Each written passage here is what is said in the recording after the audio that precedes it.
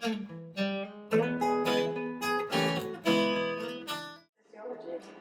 it was in the United States. We have colleges as well as universities. Colleges, they're big four-year baccalaureate schools. When I was in college, and I happened to take a course in social deviance from a crazy Hungarian emigre.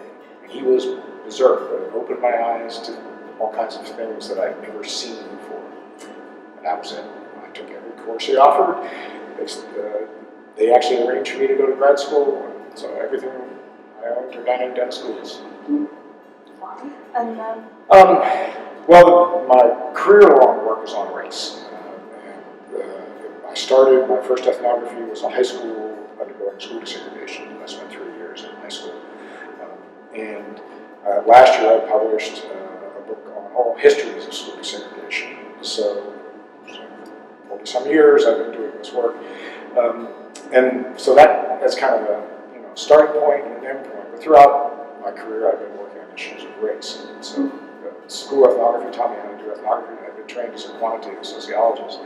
So I learned to do case studies before that, but I had never done ethnography. And because it was in high school, it later led me to shift to the field of education.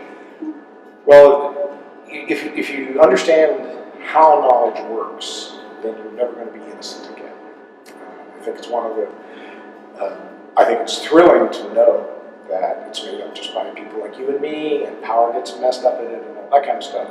But it doesn't allow you to be naive anymore. And you then understand that your own work is caught up in the same way. So you're always kind of double down on anything you do. Say, oh yes, I did this, and I really think a lot of it. Then you immediately see it's, oh my God, what did you do to make that? Right? And so it's a love-hate relationship to work in sociology and knowledge. But I love having that double side in my work. I find it useful, like in interviewing, to actually force myself to be out watching myself do the interview. And so a lot of the stuff in the sociology of knowledge is eminently practical for me. In the school ethnography that I talked about, there were 6 studies nationally, and we were one in Memphis. And at the end of those studies, they were all funded by what was then the National Institute of Education, and they brought together all the investigators, and they then commissioned 2 different summaries of the work, and both of them were miserable failures. A colleague, a friend of mine who was invited in to review the product, said they fail on all counts. The richness is lost, and substantive understanding is not added to. So that kind of got me started. And the truth of the story, I was just trying to figure out what interpretation was, and I wrote a paper, an early paper on meta-ethnography, really just as a play. I was trying to figure out an analogy to think about interpretation. I was kind of playing off meta-analysis to think about it. And then Sage went, oh, why don't you write a book on that? And it took a few years, but I got to it. So. it needs to become seminal. Yeah.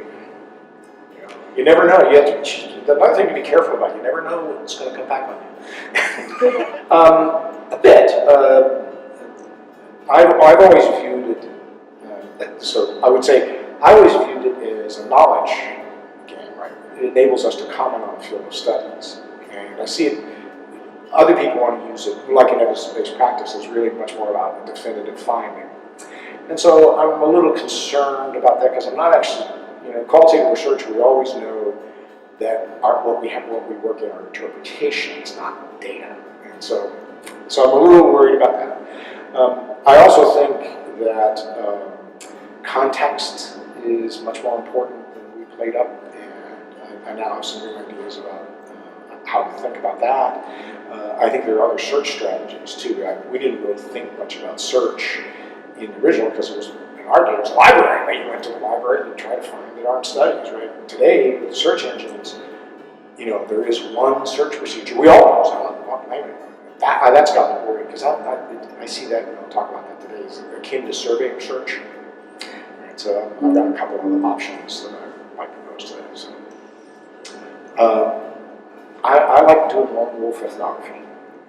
And so I have a very particular interest in small democracies. And I I would love to go spend time in, for example, Iceland, Costa Rica, what's the third one? It's 3 or 4 small democracies for several years at a time, just trying to figure out how they work. Because I think in larger democracies like the US and Great Britain, the scale has its own effects. And I don't think we can see democracy, so I would really love to do that. Mhm.